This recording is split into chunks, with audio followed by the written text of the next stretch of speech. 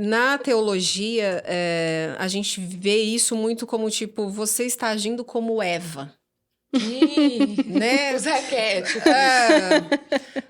Porque a culpa... Porque o corpo não pode aparecer, porque a vestimenta precisa ser deste modo, porque a sua postura, a sua fala... Porque o nosso corpo, ele é sexualizado e demonizado. Porque Eva saiu do corpo de Adão, então o corpo carrega o pecado. E a gente sofre com isso. É muito texto fora de contexto, né? Muito. Se você Muito. usa o texto fora de Sempre para contexto, colocar você a mulher. pode reproduzir inúmeros preconceitos. Porque se você lê a Bíblia tal qual o contexto que ela foi escrita, para a audiência que ela foi escrita, tirando os princípios que são aplicáveis para a nossa vida, ela em si não reproduz esses preconceitos. De forma alguma. Não. E isso acontece porque quem tem voz se beneficia disso, né? Então, a gente Completamente. fala patriarcado, isso às vezes as pessoas ficam até incomodadas com essa palavra hoje em dia, porque já começam a assimilar certas coisas. Se a gente não usa, apaga. Exato.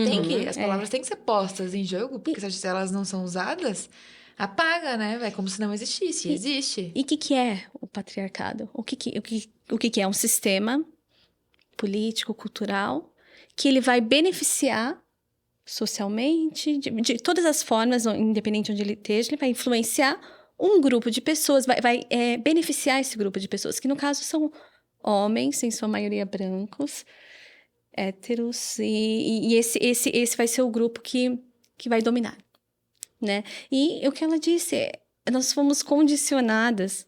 Eu tenho um diário que, quando eu tinha 15 anos, eu estudei num colégio evangélico, num colegial evangélico, e eu escrevi assim: o meu propósito de vida é ser uma esposa. Aí eu desenhei o guarda-chuva do marido, a mulher embaixo, os A filhos. ideia. E por quê? Porque eu estava fazendo uma aula, chamava Aula de Mulher Cristã. E eles estavam me ensinando o que era ser uma mulher cristã. Inclusive, um dos exemplos era: se o seu marido quiser comprar um Mustang um dia, e você sabe que na sua situação financeira isso seria prejudicial à família, não reprima ele, deixe ele comprar.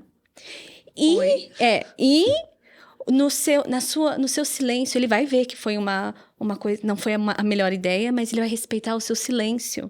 E vai entender que ele tem o seu apoio, independente da situação. E, gente, hoje eu arrepio quando eu lembro desse tipo de coisa. Porque é tão absurdo. E não parou. Continua a ser... diminuir a existência da mulher como um objeto. Aí a gente pensa, por que a gente está numa sociedade com tanto feminicídio, com tanta violência contra a mulher? Porque a mulher foi reduzida a um objeto, a um acessório. E a gente faz isso com nós mesmas, né? Se a gente não quebra dessa lógica, a gente deixa de ser criaturas que Deus criou, criadas por Deus, filhas de Deus, e a gente coloca o rótulo de auxiliar de um ser humano. Não que isso não seja uma coisa válida, claro, eu sou auxiliar, mas eu também preciso de auxílio, né? É uma coisa mútua, mas você pensa, então por que é ensinado assim? Quem se beneficia com isso? E aí tá o que eu falei, da permissão para questionar. Porque vai questionar isso em certos ambientes. Nossa, você não pode. Se fosse um desrespeito. Um desrespeito. E é feito um movimento de como se você estivesse questionando o próprio Deus. Você não está questionando o ensinamento. Deus que é tido como um homem. Exatamente, que é lido sempre como um homem, Sim. né? Então, essa... E essa sua fala também me lembrou até da experiência da Fernanda, que ela contou aqui, porque aí quando um pastor abre esse espaço, é tipo assim, você tem que agradecer porque esse espaço foi aberto. Sim, Né? Não é sempre assim, o somos uma controle. comunidade e todos precisam fazer parte, serem valorizados, representados. Não, assim, que bom, agradeça porque esse espaço foi aberto, né? Essa concepção masculina, inclusive, que é jogada sobre Deus e sobre a leitura que a gente faz de Deus, coloca a mulher num nível fora do ser humano. Ela não é um ser pensante, ela só é um ser que reproduz. né? Então, o corpo da mulher não pode ser visto, porque ele pode causar aqui uma confusão. A voz da mulher não pode ser ouvida, porque é a voz do marido que precisa vir primeiro, né? Vir antes. Ela só fala assim, ok. Essa concepção, quando jogada para Deus, e aí vem aquele estudo, né, teológico, a gente está discutindo sobre Deus ou sobre a nossa visão a respeito da divindade, né? A respeito de Deus. Sim. Deus, ele abarca tanto o feminino quanto o masculino. E quando a gente vê um filme ou um livro, a literatura, falando Deus com uma mulher preta, com uma espátula de pau na mão, dançando na cozinha, isso causa um rebuliço entre os religiosos. Porque imagina. E é tão próximo da gente, né? Tão O Deus próximo. conosco, tão conosco. Uma mulher... Como foi, né? Deus de amor representando a imagem materna do amor. Materna. Que é muito mais aceita, inclusive, do que paterna. Porque a mãe, ela sempre tá ali. Sempre. Sim. É que pode abrir mão do emprego, do que for, para estar ali com os filhos. Então, assim, a forma com que Deus é retratado pra gente já é uma forma muito violenta.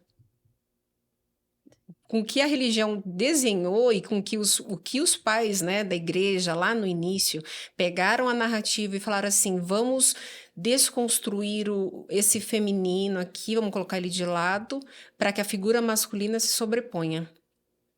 Então, nós vamos criar regras para que sexualidade, a objetificação, tudo recaia como algo ruim no corpo da mulher. Então, nada do que ela faça ou que ela diga vai ser bom. Eu também acho assim, não sei se você tem essa impressão, mas pelas coisas que eu ouço aqui, ou até em palestras, estudando, enfim, eu acho que tem quase um apagamento das histórias das mulheres bíblicas. Você ouve muito falar dos personagens masculinos, né? Os discípulos, Pedro, Tiago, João. Aí quando fala de Madalena, tem toda aquela historicidade desse personagem, né?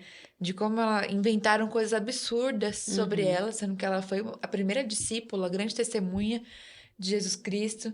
Então, o que vocês acham disso? De como as igrejas, quando elas falam sobre as histórias das mulheres bíblicas, o que elas falam, histórias que são muito importantes para vocês, que falam muito com vocês, que vocês trazem, e tem outras interpretações? eu acho que passa por essa lente do patriarcado que a gente comentou. Então, a gente está falando de muitos anos de traduções, de culturas, de influências que vão moldando a nossa interpretação do texto bíblico. E então a gente vai ter pessoas que vão pegar, inclusive mulheres na Bíblia, e fazer virar uma só. Né? Pegar Marias e colocarem juntas como se fosse uma única pessoa. Porque não é importante. Né? Não é relevante. Então, eu acho que esse apagamento... Você foi bem generosa. Existe um apagamento, eu não acho um pouco de apagamento, eu acho que tem muito apagamento. E tem apagamento até, a gente sabe, nomes de mulheres que foram colocadas como homens, né, para facilitar o texto, porque era uma posição que... E até as historinhas bíblicas que a gente escuta desde criança, é sempre o protagonismo do homem. Então, e qual é a relevância disso? Eu li um livro da Odia Barros, que chama Flores que Rompem Raízes, e é lindo, porque ela conta da experiência da comunidade dela, que juntou as mulheres e resolveram ler a Bíblia a partir do olhar delas, né? E é isso. É isso que passa despercebido por pessoas que silenciam a voz de qualquer criação de Deus. Elas perdem uma face de Deus. Elas deixam de enxergar uma pessoa que está representando o Deus. Porque nós somos feitos à imagem, à semelhança dele. Então, Deus não é um homem branco. Ele não é só isso. Né? Ele não é só um homem branco hétero. Deus, ele é muitas coisas. Ele é muito maior do que a gente imagina. Então, quando você escuta a Mari, você vai ver uma face de Deus. Quando você escuta a Nanda, qualquer pessoa que você escutar que está fora do que é normativo, vamos dizer, você está vendo uma outra perspectiva. Você consegue enxergar Deus de uma outra forma. Talvez o Deus materno, né? O Deus que acolhe. E isso invalida outras percepções de Deus de forma nenhuma. Enriquece.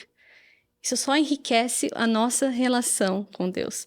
Né? Porque, como foi dito, a gente sabe que nem todo mundo tem uma boa relação com o pai. Né? Isso é muito mais comum na nossa sociedade. Existir uma relação de rejeição com o pai do que com a mãe. Uhum. Então, por que não a pessoa que não consegue sentir esse acolhimento do pai poder enxergar Deus como Deus mãe, ou Deus avó, ou Deus tia, aquela pessoa que representou amor na vida dela. Então, as pessoas perdem muito com essa exclusão, com esse silenciamento. Perdem percepções, perdem... E a diversidade, ela é muito enriquecedora. E eu vou ser sincera, eu não entendo por que isso é uma ameaça. Tá. Porque se você hierarquiza as coisas, você tem poder. Claro, você tem controle. Então, tem essa vantagem. Mas, assim, se a gente está falando do interesse real de seguir Jesus, isso não faz sentido. Porque Jesus desmanchou qualquer tipo de hierarquia. Inclusive, hierarquia entre... dentro da igreja, dentro da própria igreja. Não existe mais. Somos todos filhos de Deus.